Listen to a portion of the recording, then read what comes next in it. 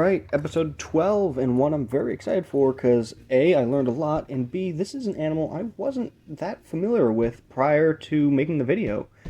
And is the first one I actually had to do some decent research on where it's even from. Now, today is the Amur Leopard, and it is probably one of, if not the most endangered animal in the game.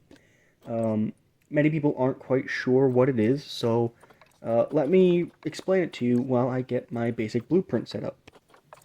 So, it is a leopard species that is from East Asia, and it is known as Panthera pardus orientalis, which means panther leopard of the Orient. The Orient essentially meaning China, Korea, Japan, what you would consider East Asian. Now, the locations that they inhabit are very, very small. It's only really found in Primorsk Oblast in Russia, northern China, and maybe even in North Korea, but it isn't confirmed. If those areas sound familiar, it's because it is roughly the same area that you can find the Siberian tiger. And that is one of their biggest competitors. But before we get into that, let's discuss what I'm doing in the exhibit. So I've decided I wanted to make a sloped enclosure. And what we're doing here is we are making somewhat of a mountainside with a few little cliffs. I've decided to add 3 to give it more of an aesthetic appeal. So it's going to be going down toward the observation area. And this is somewhat influenced by the Mexican wolf exhibit in my local zoo. And as you see, I am making a nice little cave for them. It's a little difficult when working on making a cave on a slope because some of it fits better than the rest. And I am going to make a stone wall on either side. And we're actually going to skip a bunch of it because it is, well, let's be honest, it's tedious and nothing really interesting is going to be happening here. So, to continue on the information of the Amur Leopard, it is quite a different animal compared to something like the African leopard or clouded leopard, in the fact that it is diurnal, so that means it hunts during the day and not during the night, and it is also a nice creamy tan color, and it's very thick, which makes sense since how it's from Siberia and the frigid northern areas of China. Now, let's talk about why it's so endangered. And if you aren't aware, when I say endangered, I mean it was almost extinct. Currently speaking, it is in the critically endangered category. As of 2021, there is an estimated 110 leopards on Earth. But that is after a nice few decades of regaining population. As a matter of fact, the low point of their population was in 2007, where there was an estimated 19 to 26 leopards left on Earth. This is a bottleneck that almost no animal could possibly recover from. And to be completely honest, is it possible for them to recover from that? Yes. In the long run, however, there is a very real possibility this leopard will not survive past a few generations. Now, I am adding a decent amount of foliage because their range is the somewhat dense pine forests that the northern parts of East Asia are known for. And it really is a perfect opportunity, such a rare creature, to add the yellow pines and some of the more colorful trees that are available in the taiga and tundra foliage biomes. Their ancestral range is thought to be a little bit larger, but still a pretty small area.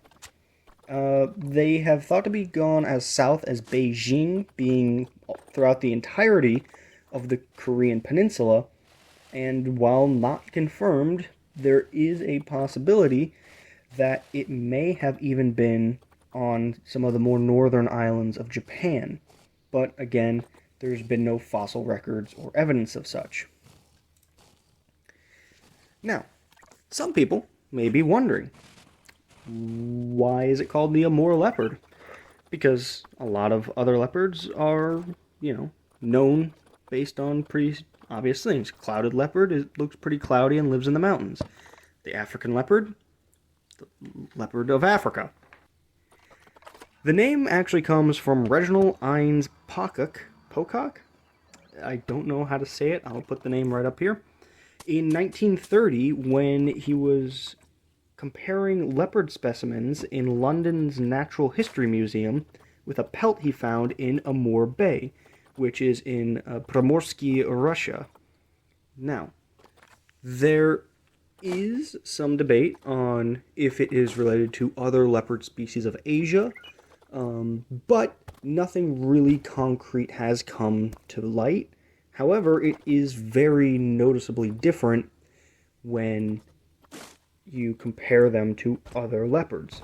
So, some other names that it may go by in case you're going to research this animal yourself, because there's a lot of information, I'm sure, that could be found that I am not aware of.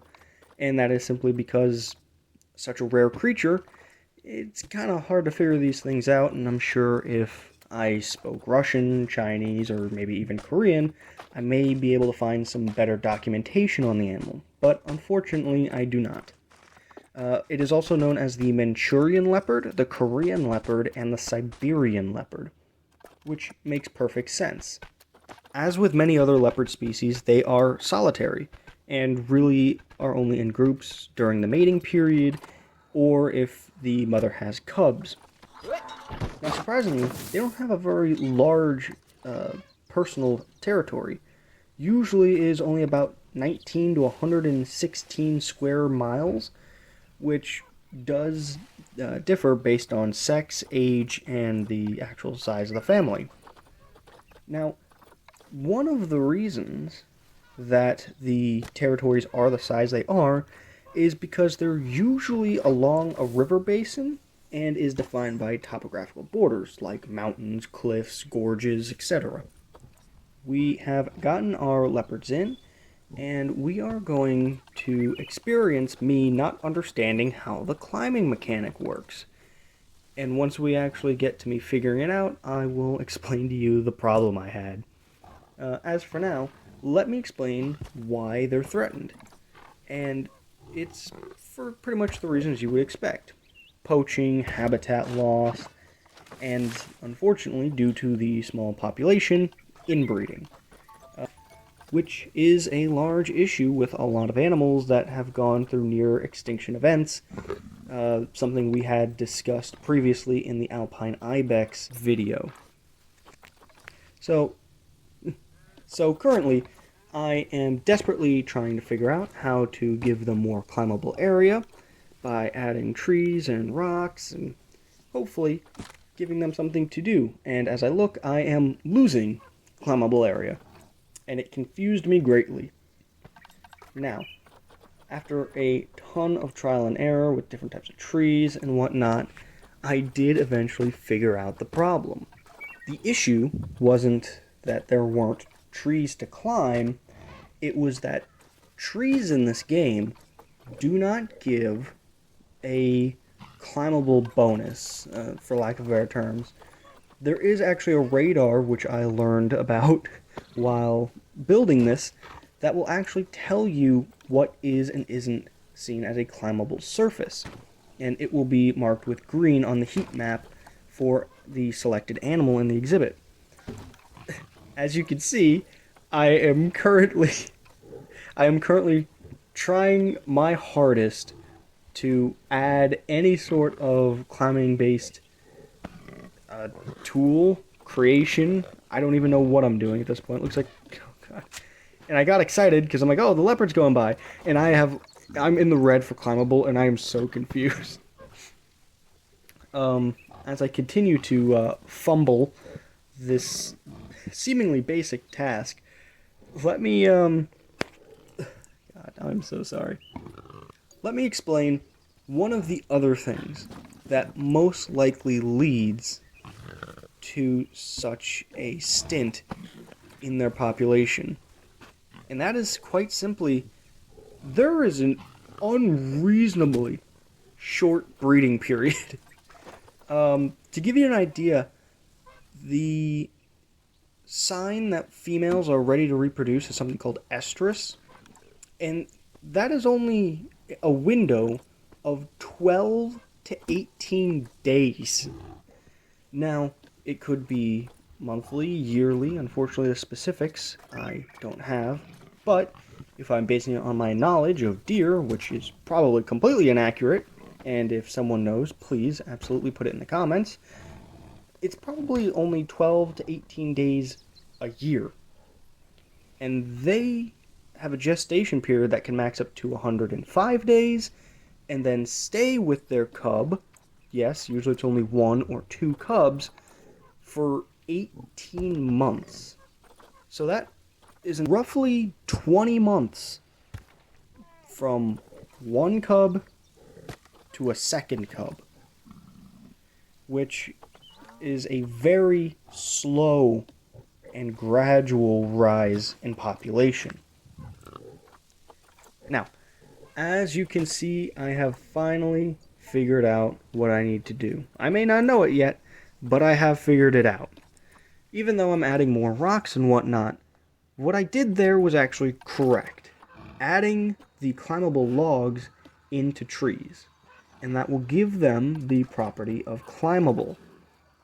That way, you can finally use trees as a climbable surface. Now, if, let's say, you need to kind of fudge whether your area has enough climbable land, you can simply put it in trees closer to the center, or as I will do, pretty much add it to very specific trees, because you know, for something like the leopard, you're not going to want to add it to some of these pines because it just wouldn't make sense. So I added it to some of the Scots pines, which are easier to climb.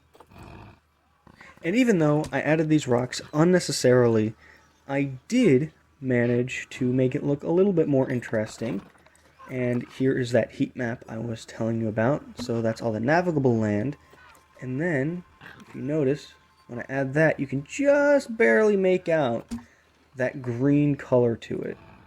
So if I turn it like this, getting it into place, right there, it is green. It has that little green line through it.